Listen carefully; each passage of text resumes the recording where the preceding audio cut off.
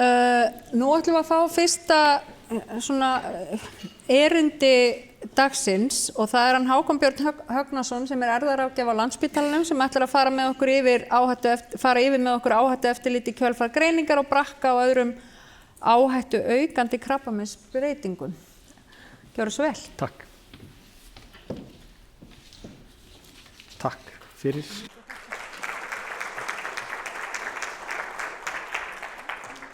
Langar að taka undir orð fyrir viðmælandi og þakka Brakkasamtökunum kærlega fyrir sitt mikilvæga starf og ég var beðinn að koma inn til þess að fara aðeins yfir fyrirkomulag áhættueftirlitsins, bæði eftir greiningu á brakka en svona innlima inn í þetta líka krabbameins áhættuaukandi breytingar í öðrum krabbameins-tengdum genum og langar samt að byrja aðeins á erfðafræði fyrst að það er svona mitt aðalstarf og bara svona tæpa á nokkrum atriðum sem við ræðum alltaf þegar við höldum svona fyrirlestra. Fyrsta lagi þá erum við öll með genið og genin sem að valda þessum erfðasjúkdómum. Það er eins og breytingar í erfðakóðanum sem að valda þessari, að virkni genanna er ekki eins og á að vera og það veldur þá aukinni krabbameinsáhættu en er líka undirstaða flestra erfðasjúkdóma sem þekktir eru í dag. Það er þessi aukna áhætta sem ég jafnan talað þegar fólk ber breytingu í þessum genum en þessi áhætta er breytileg og mismunandi breytingum í mismunandi genum fylgir mismunandi áhætta og við erum öll með okkar persónubundnu áhættu sem ekki bara hverfist í kringum eina breytingu heldur spila þarna inn í fjöldi annara erfðaþátta sem bæði þá draga úr eða auka líkur á að fólk fái krabbamein yfir ævina. Og við erum svona meira en ein breyting þegar kemur að því. Og svo langar við bara ítreka líka að svona breytingar hoppa venjulega ekki yfir ættliði. Þetta er eitthvað sem við heyrum líka oft frá okkar ráðþegum þegar við hittum þau fyrst að ef það er foreldri eða ættingi ofar í ætt sem ekki ber breytingu og þá er hún ekki að fara að erfast í gegnum þann leið og áleiðis áfram. Aðeins bara erfðamátann því þekkið þetta eflaust flestar af þessum svona áhættuaukandi breytingum eru þá að erfast svona það sem við köllum ríkjandi. Það er að segja annar foreldri sem er í aukinni áhættu og ber breytingu, erfi breytingu áfram í 50% tilfella og það er í 50% í hvert sinn. Þannig að, en svo erum við líka, eins og Jóhanna kannski kom aðeins inn á áðan í sinni ræðu áðan, að þá erum við líka með það sem kallast víkjandi erfðir. Þetta er algengara fyrir flóknari heilkenni og sjúkdóma sem við sjáum í svona öðrum erfðasjúkdómum, en þá erum við að tala að foreldrar með breytingu í sama geni eignast börn. En þá í 25% tilfella erfast báðar breytingar áfram og valda þá flóknari og alvarlegri sjúkdómum af því þá er rauninni skortur á virkni þess gens. Og það er kannski eitthvað sem við reynum líka að tæpa á er að mörg af þessum þekktu krabbameinstengdu genum hafa svona víkjandi form. Þannig að við aðstoðum líka fólk sem er á barneignaraldri að kanna sína áhættu og þá aðalega með því að prófa maka í okkar starfi. Þannig að það bara ég set þetta út í kosmósin í dag, þannig að þið vita af þessu. Og þarna inni eru bæði brakkagenin, BRIP1, PALB2 og önnur gen líka. En ok, nóg erfðafræði. Við þá, þegar við greinum og finnum áhættubreytingar, að þá er okkar fyrsta og mikilvægasta verk í rauninni er að útbúa tilvísanir í ákveðið eftirlit. Og það er mismunandi hvernig fyrirkomulag eftirlitsins er háttað, en þá erum við svolítið að pæla bara mikið í því við vitum að það er ákveðin almenn áhætta á að fá krabbamein yfir ævina en þá verðum við að fá að vita hversu mikil áhættuaukningin er fyrir þann einstakling sem situr fyrir framan okkur. Til að byrja með þá er nafn gensins bara oft mjög lýsandi fyrir þá áhættu sem er undirliggjandi. Það er að þetta gefur þá grunn upplýsingar í fyrsta lagi hvaða vefir eru í áhættu hverju sinni og hvað svona almenn áhættuaukningin er. Og svo almenn áhættuaukning er ofta á ákveðnu bili, alveg frá lægstu mögulegu áhættu sem fyrirfinnst yfir upp í þá hæstu. Og svo nýtum við svona ráðleggingar fyrirkomulag eftirlits til þess að hjálpa okkur við að vísa einstaklingum í eftirlit. Og þessar ráðleggingar eru eiginlega alltaf byggðar á þá nýjustu og bestu rannsóknum sem við höfum hverju sinni. Og það er mismunandi hvernig þessar ráðleggingar gefa út.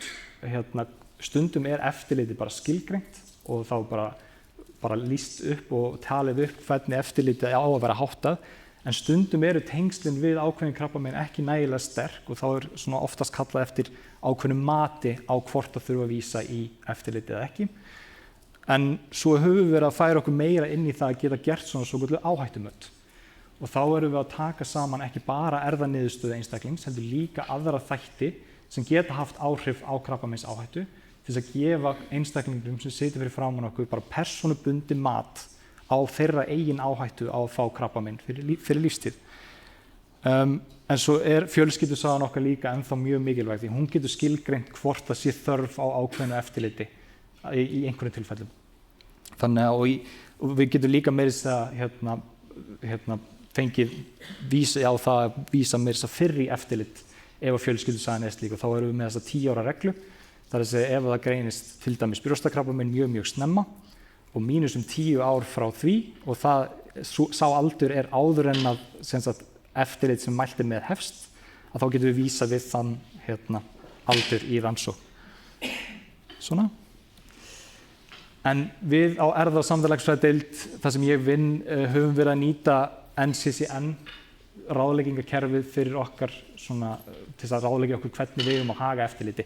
Og ég ætla ekki að fara djúpt í það, þetta svona, við myndum kalla bara gullstandardinn sem notaður í mörgum löndum og tekur saman bara hvernig áhættu eftirlit á að líta út fyrir einstaklinga með áhættu breytingar. Og það er þetta að fletta því upp líka hérna. En ok, förum inn í eftirlitið bara og ég ætla að reyna að hafa þetta þannig að þið sjáuð upp í hægra horni svona hringur með nöfnum á genum og það eru þá genin sem við á fyrir hvert eftirlit, þannig að þið getur farið bara eftir þessu.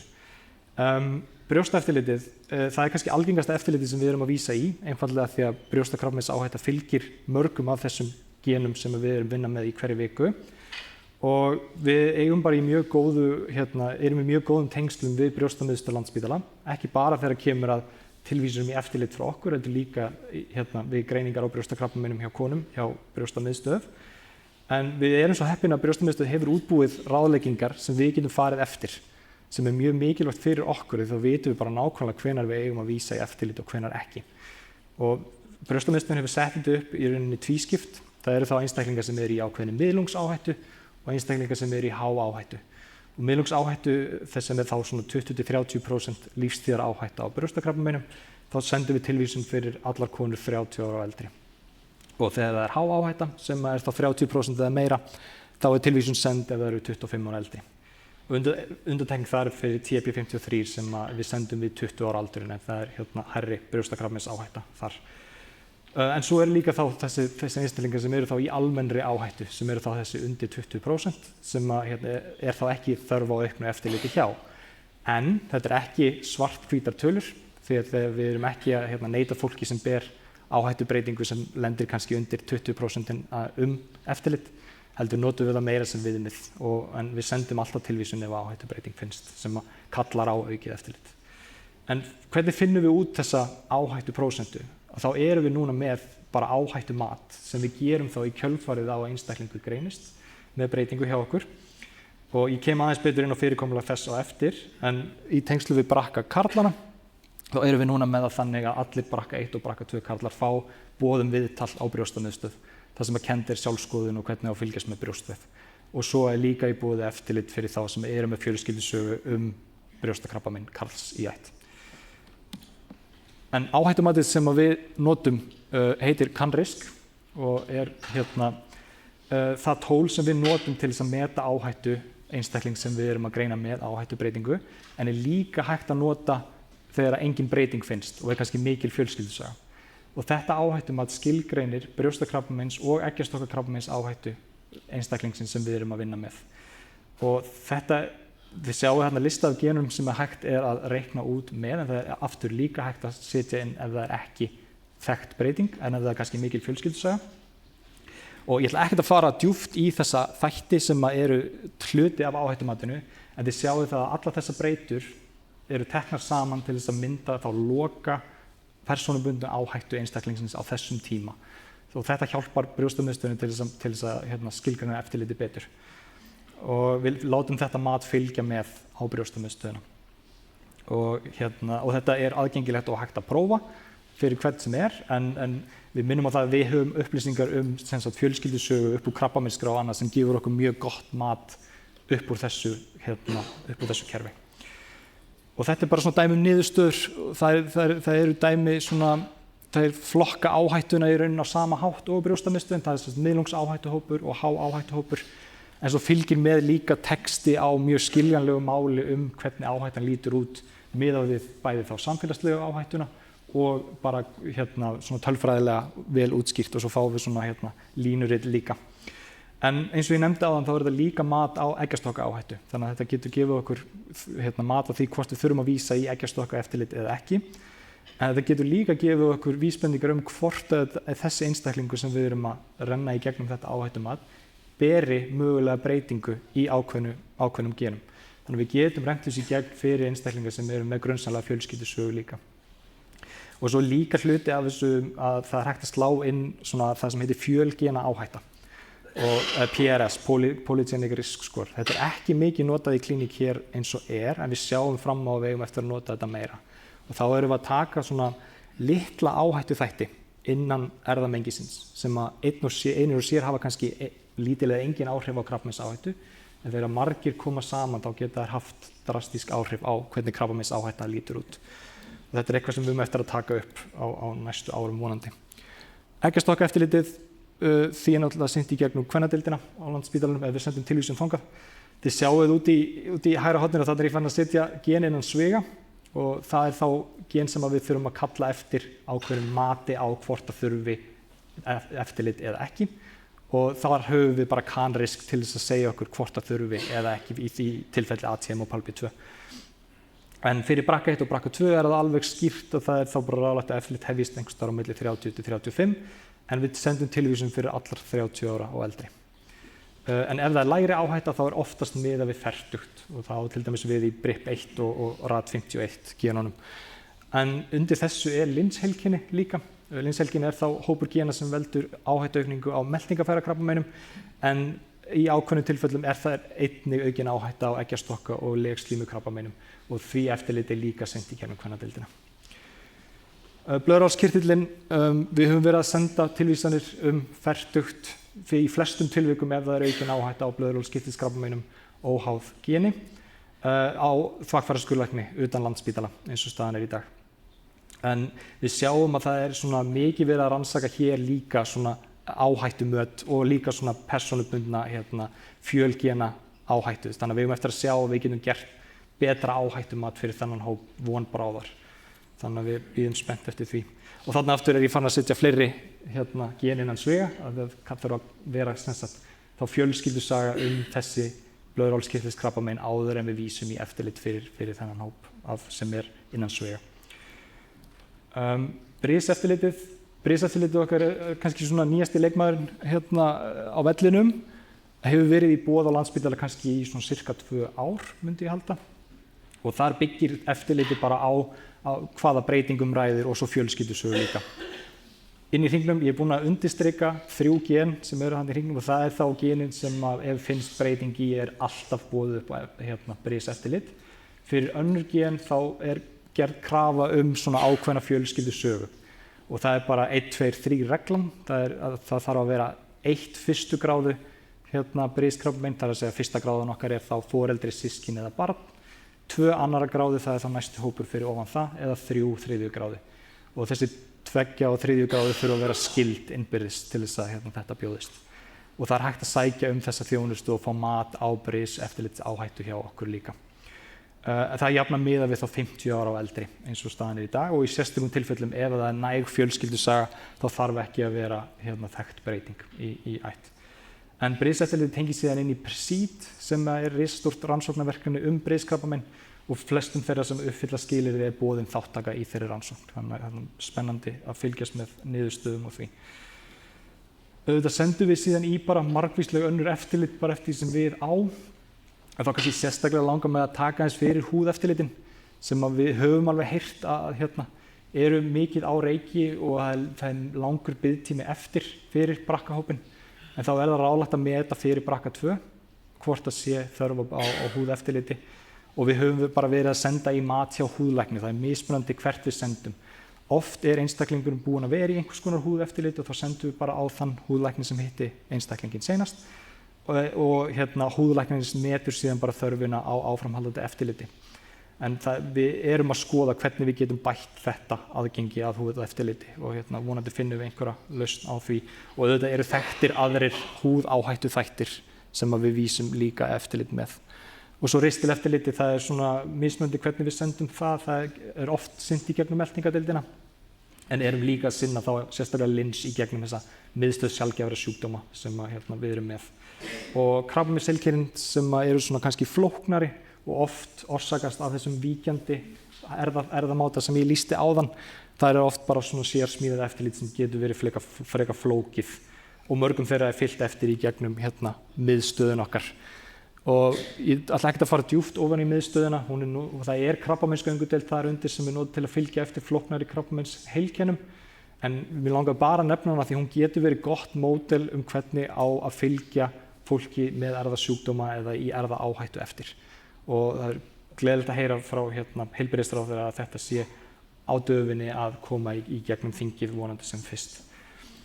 Önnur þjónusta, ég ætla ekki að fara að taka orðið á honum Þóri sem verður eftir með umfjöllun fósturvísagreiningar, nema bara að segja það að Landspítalinn og erfðafræðideildin verður involveruð í því að koma þessu á koppinn hérlendis, bæði í greiningu og erfðaráðgjöf. Og það er okkar einlæga von að Brakka fái sætið að borðinu þegar það er eins og í nágrannalöndunum í kringum okkur og verði ekki tekin út fyrir sviga eins og verklagsreglur SÍ tala í dag. En svo bjóðum við líka viðtal við sálfræðing þegar mikið reynir á. Við erum mismunandi eins og við erum mörg og tekur oft á að fá þær upplýsingar sem við erum að gefa og þá er gott að geta vísað í viðtal hjá sálfræðingi sem hefur unnið hjá okkur innan erfðafræðinnar lengi og þekkir þær tilfinningar sem geta komið upp. Aðeins varðandi arfberarannsóknir hjá maka, við erum að aðstoða fólk sérstaklega á barneignaraldri ef þau bera einhvers konar áhættubreytingu sem getur valdið þessum víkjandi sjúkdómi, að þá erum við að bjóða arfberarannsókn hjá maka fyrir barneignir. Þannig að þá er hægt að bara kanna hvort það sé áhætta á þessum tiltekna víkjandi sjúkdómi. Og inn í þessu erum við líka að pæla í að gera einhvers konar svona íslenskt arfberapróf þar sem hægt að þá skima mögulega fyrir fleiri slíkum sjúkdómum samtímis.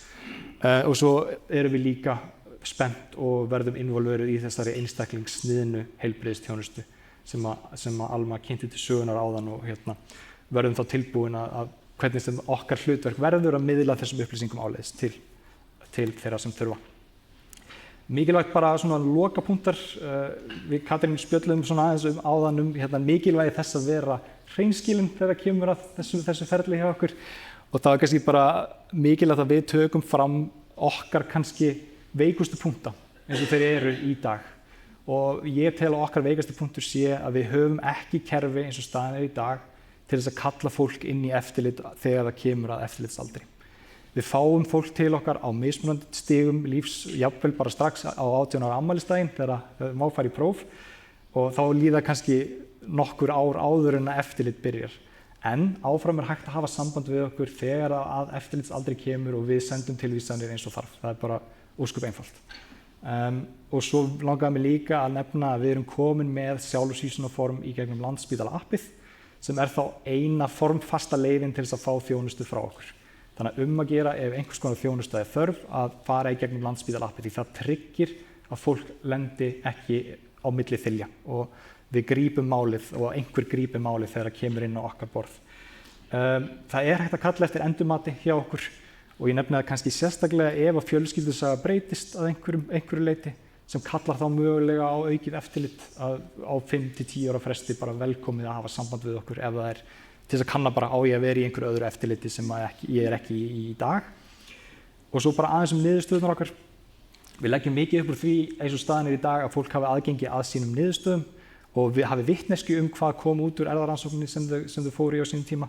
Þannig að við viljum alltaf að fólk hafi aðgengi og vitneskju af því. Þannig að bara ef einhver vafi er með niðurstöðuna að þá bara hægt að hafa samband. En ég ætla ekki að tala meira. Ég seti hérna QR-kóða á sjálfsvísunarkerfið okkar ef einhver vill og svo er hægt að senda almennar fyrirspurnir á tölvupósti. Takk kærlega fyrir mig.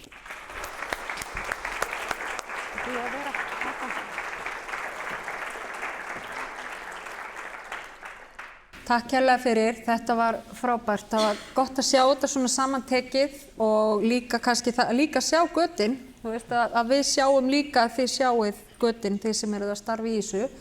En við gerðum örlítið breytingu frá auglýstri dagskrá sem þannig að við ætlum ekki að vera með samanteknar spurningar og svör og umræður í lokin heldur eftir hvert erindi. Þannig að við séum sprauðlandi fersk í efninu þegar við erum að spyrja og þess vegna erum við núna að bjóða upp á hvort þið viljið ekki spyrja einhverja spurninga eða koma með einhverjar athugasemdir það sem að hér var fjallað í hans erindi hans Hákons. Jóhann með mikrofón, hann rétt upp hönd.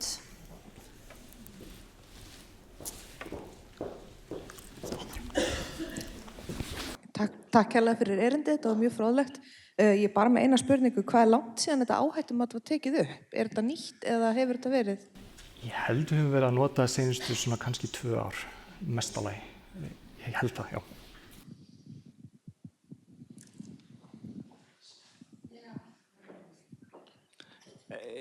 Kærar þakkir fyrir frábært erindi. Mér langaði bara að spyrja, þú nefnir að það vanti kerfi til þess að halda utanum innköllun og þá væntanlega líka einhverju leyti gagnagrunn yfir þá sem að ræðir, eða hvað? Geturðu bara lýst því aðeins betur hvað það er í raun og veru sem að vantar og hvað eitthvað vantar? Þetta er kannski svolítið á sjálfsögðu kannski mest kerfislægur vandi og skortur á starfsfólki sem að þyrfti að bregðast við að hafa samband við þessi einstaklinga. Varðandi grunninn, það er í vinnslu og verið að taka saman þá einstaklingar sem hafa greinst í gegnum okkar deild og það verður þá samtvinnað inn í þessa miðstöð sjaldgæfra sjúkdóma sem er verið að vinna að. Þannig að svona deildargrunnur er í vinnslu í tengslu við þá vinnu. En ég held að þetta stoppi líka bara við, það hefur reynst flókið að útbúa eitthvað kerfi, vaktkerfi sem að getur pingað þegar einhver einstaklingur á að fara í eftirlit. Og svo auðvitað strandar þetta líka kannski á bara skortið á starfsfólki innan deildar. Þetta væri erfitt að hafa mannskap í það eins og staðan er í dag. Frá 2 ofalega. En það er líka fyrirgefðu, sorry. Mér langar ég er að velta fyrir mér þegar þú ferð í svona áhættumat, er tekið til greina ef foreldri er búinn að fara í brjóstnám eða eggjastokka, þú veist allt þetta, eru þið með þær upplýsingar og fer það inn í matið? Og það gerir matið því miður aðeins lélegra, af því það er erfiðara að meta endurkomulíkur á eftir þessa smávægilega eftirliggjandi áhættu sem eftir er. En þannig að því miður er það ekki nægilega gott fyrir það mat. En það er slegið inn. Takk fyrir flott erindi. Ég ætla að spyrja með húðeftirliti af því að kom bara fram brakka 2 á það líka við brakka 1. Við höfum ekki séð nægilega góð gögn sem að mæla með húðeftirliti fyrir brakka 1. En ef það er fjölskyldusaga, mætti með það hafa samband? Þá myndum við enda með það. Ekki spurning. Takk fyrir.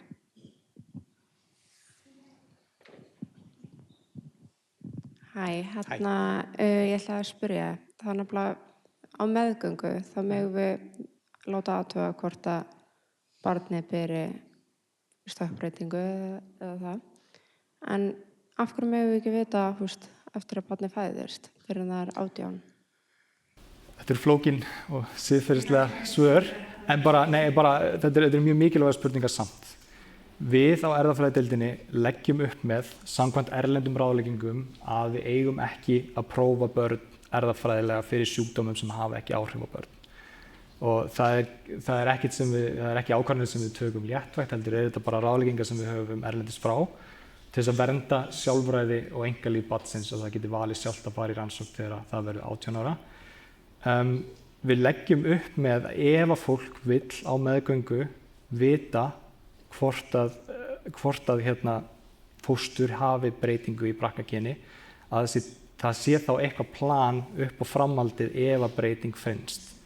Því það þjónar engum tilgangi að gera ástungu og sækja sýni til að prófa fyrir brakkabreytingu ef það á síðan ekki að gera neitt með þær upplýsingar.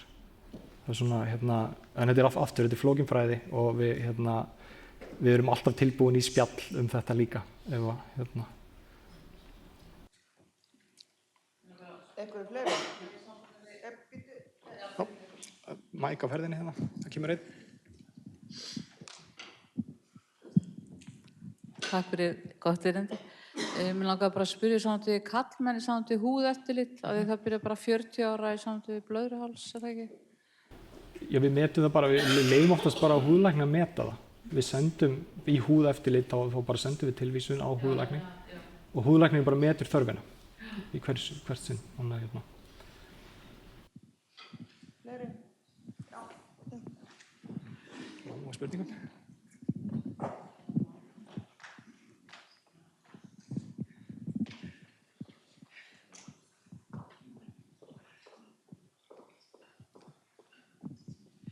Ég ætlaði að spyrja þig sko með svona áhættumat. Já. Ef þú hefur fengið áhættumat, segjum fyrir 3-4 árum síðan, eru mikla breytingar í svona áhættumati? Eru þróun í þeim líka eins og öðru? Já, sko, varðandi áhættuna sem við myndum búast við, til dæmis bara út frá erfðarannsókn, þá spilar erfðaþátturinn ennþá mjög stórt hlutverk og er í rauninni ennþá skilgreinandi fyrir það áhættu sem við myndum búast við. Það hins vegar pínu svona sérstaklega með þessar milli áhættubreytingar eins og í JAK2, PALB2 og ATM að þá eiga það til að svissast á milli flokka bæði upp í há áhættu en líka jafnvel niður í almenna áhættu. Þannig að við sjáum alveg breytingar þar en það klárt að hinir þættirnir hafa áhrif og við höfum alveg testað það sko. En er aðferðafræðin við að búa til áhættumatið, er hún alltaf að breytast? Já. Ég myndi segja það, þannig að áhættumat í dag gæti breyst og örugglega á eftir að verða betra eftir því sem framleiðast undir. Og þannig að þú mælir með kannski að taka þá annað áhættumat ef það orðið eitthvað gamalt? Já, og þess vegna talaði ég að það væri í boði að fá bara endurmat reglulega, 5-10 ára fresti, myndi ég segja. Fleiri? Grunnar. Það langar mig að koma með eina spurningu. Já. Í sambandi karlmennina. Já. Hver ber ábyrgð á kalla þá inn eftir greiningu þegar það er 35 ára til brjóstaskurðlæknis? Ég hef ekki orðið vör við þessa innköllun í minni fjölskyldu. Fyrir ekki að vera til að endtaksspurningu. Karlmenn ætti að fá tíma hjá brjóstaskurðlæknir eftir 35 ára. Já. Það hefur engin karlmann í minni fjölskyldu verið kallaður inn. Nei, þetta er eitthvað sem við höfum tekið upp einmitt bara á seinustu árum. Já, greining frá 2020. Já, þetta er þá það svo kannski 2 ár síðan að við tókum þetta upp þannig að en aftur þess vegna kasta ég þessu út hér líka til þess að vekja athygli á að þetta er í boði og þá er þetta þá viðtal einmitt til þess að fara yfir sjálfskoðun og annað. Einhverjir fleiri sem vilja spyrja?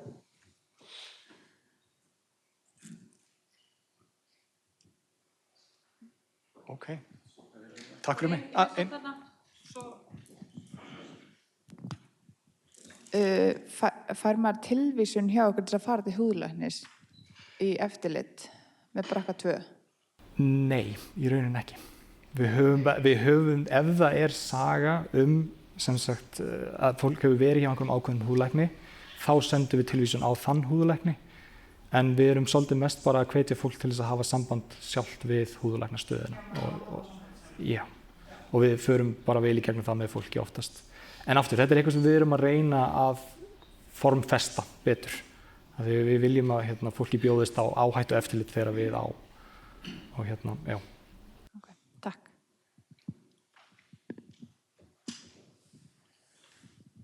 Þarna, það er þarna mæk þarna við hliðina. Ég er að spá í sambandi við áhættumat. Fær maður alltaf einhverja nákvæmar tölur? Þú veist, líkuna á því að fá ákveðin krabbamein. Þú veist, ég er náttúrulega byrjað eftirlitið bara í janúar núna og ég hef ekki enn fengið tölur, skilur. Þú veist, og ég hef séð frá konum, ég var, þú veist, í 75% áhættu frá krabbamein, þú veist, 80, en á maður að fá svona tölur. Við bjóðum upp á það. Okay. Það er stundum sem, og alveg merkilegt sem fólk vill það ekki, þú veist, hjálpar kannski ekkert í stóra samhenginu, en ef það fólk vill, þá hefur það gengið og við sendum. Já, ok, og það er gegnum brjóstamiðstöðin eða hvernig þetta, Ef það hefur samband við okkur, þá getum við bara sendt skýrsluna. Það er minnsta mál.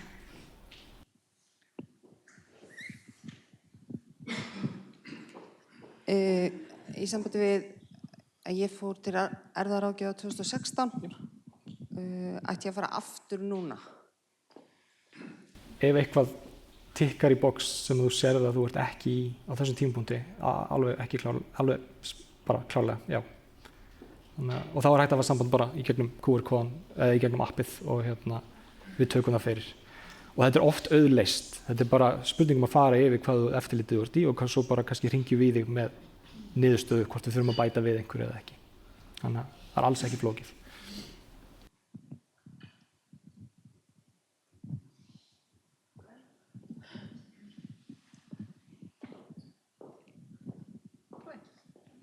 Takk. Takk fyrir.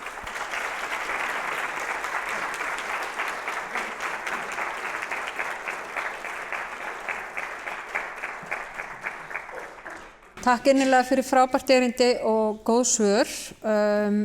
Ég held að sé alveg ljóst að hér samtakamátturinn mikilvægur. Ég hef búið til eitthvað system utanum þetta af því að ég segi nú bara fyrir sjálfa mig að ég nú ekki þekkt fyrir að vera sérlega feimin en þegar kemur á svona persónulegum málum þá maður það, skilji. Og ég gleymdi að spyrja alls konar spurninga af því maður var einhvern veginn pínu, skilji, við hliðin á sig þegar maður fær svona frétti fyrst. Þannig að ég viðurkenni það að ég á eftir að spyrja fullt af spurningum. Þannig að maður þarf svona einhvern veginn, og það ekki allir sem sækja sér svör.